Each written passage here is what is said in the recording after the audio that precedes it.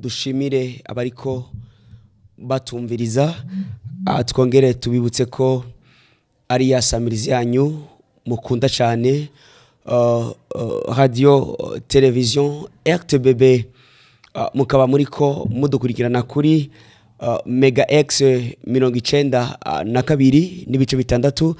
Reka twongere tubibutse ko ari ca kiganiro canyu cijambo ry'Imana camagica hano kuri televiziyo yanyu radio RTBB ivyiza vy'u Burundi kuri Mega X 92 n'ibice bitandatu. Reka rero mudukundiye tubanze dusenge twishire mu biganza vy'Imana. Data mwiza, turagushimiye ukungene wabanye natwe, turagushimiye ukungene udahengeshanya kubana natwe. Reka tukwereke kino kiganiro cijambo ry'Imana gica hano kuri no samirizi yacu, ari samirizi yabo, kugira ngo ijambo rishobore kuba ari ijambo ry'ubuzima.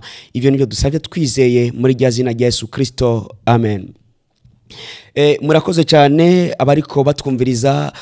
Ndavuga ni kiganiro cijambo ry'Imana mwama mugishikirizwa na Fidel Ndikumana imisi yose. Reka rero tubabwire ijambo ry'umunsi, ni jambo rivuga ati usabe. Rero hari gihe abantu bakuze kwiyumvira ninagira uwo nsaba kubera ko mfise inshuti yanje ishobora kuba itunze, ifise amafaranga ishobora kuba yoma. Ariko reka ndakubwire muntu uri kurumviriza kino kiganiro cijambo ry'Imana gica hano kwisamirizi yacu.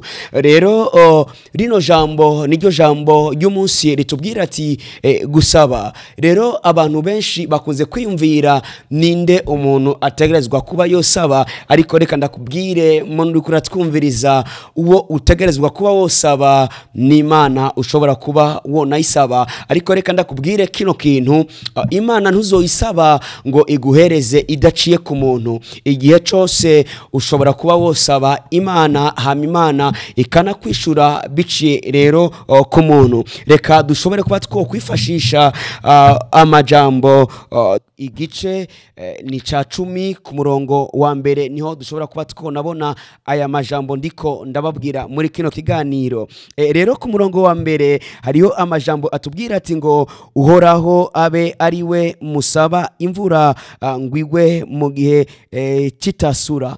Imana ishimwe cyane. Murumva neza uri kurasoma muri rino jambo muri Ezekieli, ndavuga ku 10 ku murongo wa mbere haratwereka neza ukungene ushobora kuba wosaba Imana ikanaguhereza, kubera ko Imana niyo Mana ishobora kuba yotanga imvura kubabi n'abeza. Rero reka tukubwire muntu kuri twumviriza wumviriza kino kiganiro cijambo ry'Imana gica kino radio television RTBB, mushobora kuba muri kumutwumviriza ryari jambo ry'umunsi ritubwira ati musabe mu gihe cyose uzosaba Imana, Imana izoguha. Nongere ndakwibutse ko uzosaba Imana, Imana ikakwishura biciye ku muntu, kubera ko Imana ntikibarizwa kandi mu ijuru, Imana ibarizwa mu muntu, mu mwana wayo. Kubera ko mwibuke neza Imana yaduze mu ijuru ariko idusezerana ati sindabasize mwenyene ariko ndabasigiye umwitsa. Uwo mwitsa ndiko ndavuga ni mwe mu w'Imana, ni mwe mu yera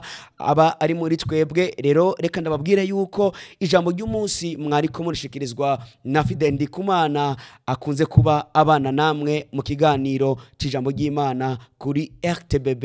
Murakoze cyane. Shalom shalom.